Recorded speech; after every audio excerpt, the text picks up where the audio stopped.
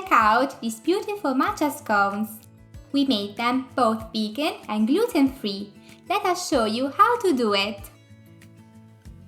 What we'll need is gluten-free flour, baking powder, plant-based milk, maple syrup, coconut oil, lemon juice, and matcha powder. Okay, add the gluten-free flour to a bowl. If your gluten-free flour doesn't contain xanthan gum, add some for better results. Then add the baking powder and the matcha powder. Give everything a quick mix until the flour turns evenly green. This way, you'll know for sure that the baking powder is evenly distributed. Now, set this aside and grab another bowl. Pour in the oat milk,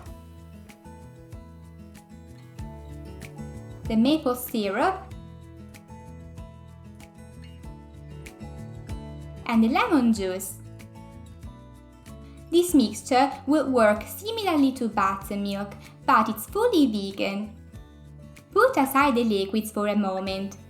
Get back to your flour bowl and dip in the coconut oil, which we'll use instead of butter. You want to break down the coconut oil with your fingers until the whole flour turns crumbly and slightly wet.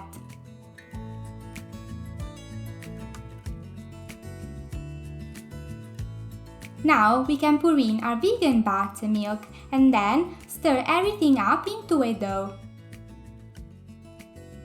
At first, you'll want to use a spoon to avoid getting your hands too messy. But as soon as the dough gets manageable, you can start working it by hand and knead it for a couple of minutes. Once the dough is nice and compact, move it over a sheet of baking paper. We want to flatten it just enough to make it 3 cm or 1 inch thick. Don't make it flatter than this unless you want to make shorter scones.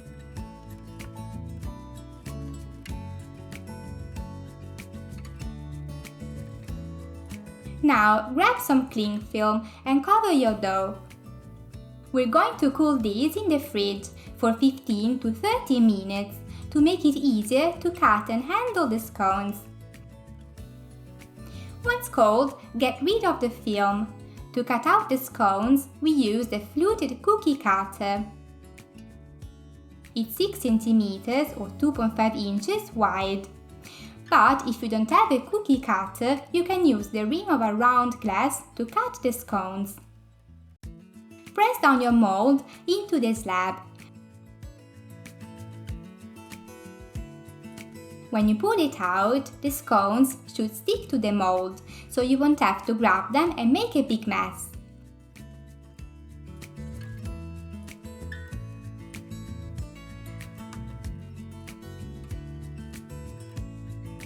To remove them from the mold, a little wiggling and a gentle tapping will do the job. Now, grab the remaining dough, roll it back into a slab of the same height and repeat. In total, you should manage to make 6 big scones. Almost there! All is left is transferring our beautiful matcha scones onto a baking tray and bake them at the given temperature for 15 to 18 minutes.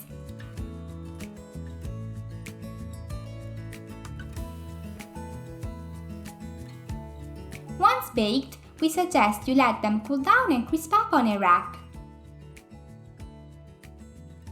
Check how cute! Vegan and gluten-free matcha scones ready for the taking.